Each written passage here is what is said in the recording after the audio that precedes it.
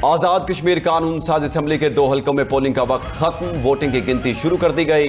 मुजफ्फराबाद की 2 सीटें जीतने के लिए नून लीग और पीपल्स पार्टी में मुकाबला। मुजफ्फराबाद डिवीजन के हलके LA 27 और LA 28 पर खराब मौसम की वजह से पोलिंग मुलतवी की गई थी। दोनों हलकों के 57 पोलिंग स्टेशन पर वोटर्स ने हक राय दही इस्तेमाल किया। इंतखाबात के तीसरे मरहले में पूंछ डिवीजन में 10 अगस्त को पोलिंग होगी। पूंछ डिवीजन में 4 अजला रावलाकोट, पलंदरी, बाग और हवेली के हलके शामिल।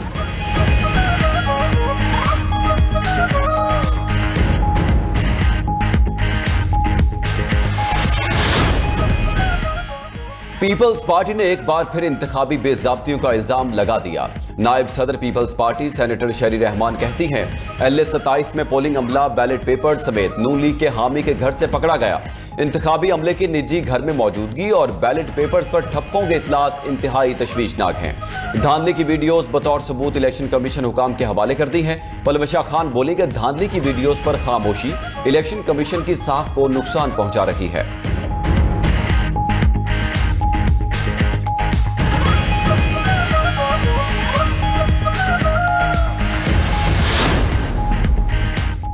तलाल चौधरी का बिलावल भुट्टो को शिकस्त पर दिल बड़ा करने का मशवरा। वज़ीर ममलिकत दाखिला तलाल चौधरी ने इजलास में गुफ्तगू करते हुए कहा कि सियासी रहनुमा शिकस्त पर रोते हुए अच्छे नहीं लगते।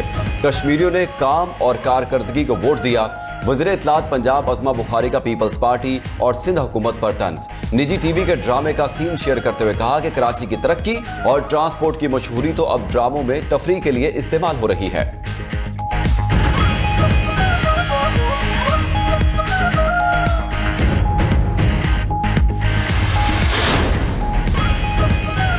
पाकिस्तान ने चीन से 1 अरब 30 करोड़ डॉलर रीफाइनेंसिंग की दरख्वास्त कर दी है। ज़राए वज़ारत ख़ज़ाना के मुताबिक रीफाइनेंसिंग की शराइत तय होने पर अगस्त में रकम मिलने की तवक्को है। मुतल्लिका चीनी हुकाम से रीफाइनेंसिंग पर मुज़ाकरात जारी हैं। अदायगियों में मुश्किलात के बायस 1 अरब 30 करोड़ डॉलर तलब किए गए। रकम मिलने से हुकूमती अदायगियों में सहारा मिलने का इम्कान है। गुज़िश्ता जुलाई में भी पाकिस्तान को अदायगियों में ताउन मिला था।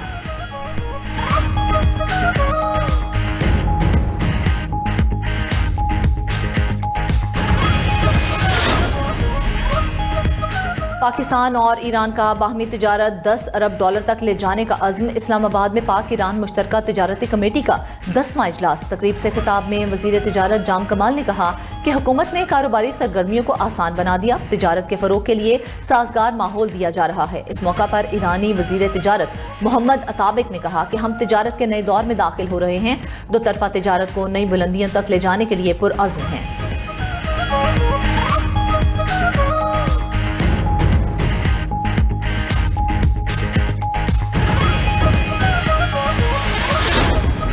तबाहकुन हमले से पहले ईरान को आखिरी मौका देना चाहता हूँ। ईरान ने यह मौका ज़ाया किया तो नताइज संगीन हो सकते हैं। अमरीकी सदर की वार्निंग।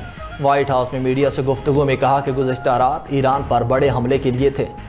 खलीजी ममालिक की दरख्वास्त पर मुज़ाकरात का रास्ता इख्तियार किया। ईरान के साथ मुज़ाकरात जारी हैं। मामलात बहुत अच्छे चल रहे हैं। मुज़ाकरात में आबने हुर्मुज़ को मुकम्मल खोलने पर बातचीत हो रही है। आबने हुर्मुज़ पर मुकम्मल तौर पर अमरीकी बहरिया का कंट्रोल है। जब तक अमेरिका ना चाहे ईरान तक कोई चीज़ नहीं पहुंच सकती।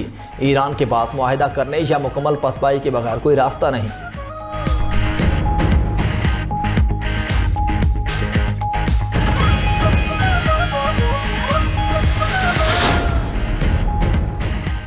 दुश्मन को उसके वादों का पाबंद बनाना होगा। किसी से कशीदगी नहीं चाहते, लेकिन अपनी सरजमीन का पूरी ताकत से दिफा करेंगे।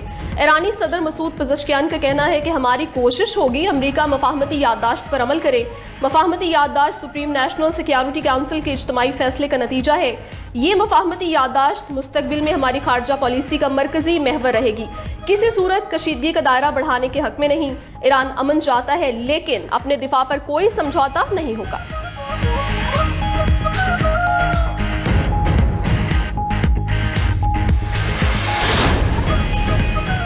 यूक्रेन के 3 मकामात पर हमले के लिए तैयार थे, लेकिन यूक्रेनी हुकूमत की माजरत के बाद हमला मनसूख कर दिया। ईरानी सुप्रीम लीडर के मुशीर मोहसिन रज़ाई का इंकिशाफ। मजीद कहा कि मुज़ाकरात से पहले अमरीका को अपने तर्ज अमल तब्दील करना चाहिए। मफाहमती याददाश्त पर अमल दरामद मुज़ाकरात के आगाज़ की शर्त है। अमरीका वाज़े ऐलान करे कि वो जंग नहीं चाहता। ईरान की रकूम वापस और आबनाए हुर्मुज़ में मुदाखलत बंद की जाए।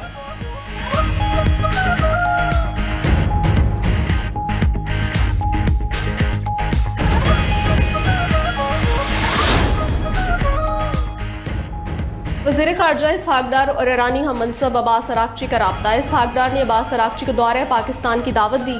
टेलीफोनिक गुफ्तगू में इलाकाई और बैनुल-अक़वामी उमूर पर तफसीली तबादला ख्याल किया गया। दोनों रहनुमा का सिफारती राब्ते जारी रखने और दो तरफा ताल्लुकात मज़ीद मजबूत बनाने पर इत्तफाक। ईरानी वज़ीर ख़ारजा की ओमानी हम मनसब से भी बातचीत। दोनों रहनुमाओं के दरमियान सिफारती पेशरफ्त और इलाकाई इस्तेहकाम पर भी गुफ्तगू हुई।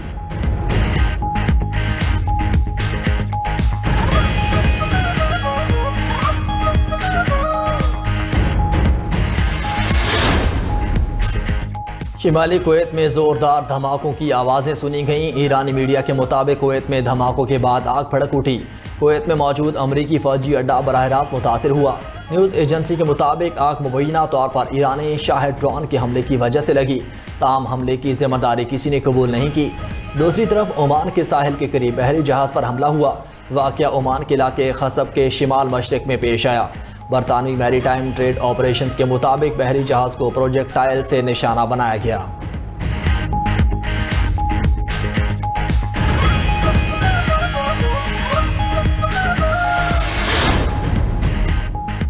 कतर मशरिक़ वस्ता में कशीदगी कम करवाने के लिए मैदान में आ गया। कतरी वज़ीर आज़म शेख मोहम्मद बिन अब्दुर्रहमान बिन जासिम अस्सानी की खलीज ममालिक के वज़ीर ख़ारजा से टेलीफोनिक राब्ते। खित्ते की ताज़ा सूरत हाल, कशीदगी में कमी लाने के लिए सिफारती कोशिश और मुश्तरका राब्ताकारी पर तबादला ख्याल किया गया। कतरी वज़ीर आज़म ने अमरीका ईरान मफाहमती याददाश्त पर अमल दरामद की अहमियत पर जोर दिया। कहा कि मसाइल का हल सिफारतकारी और मुज़ाकरात से ही मुमकिन है।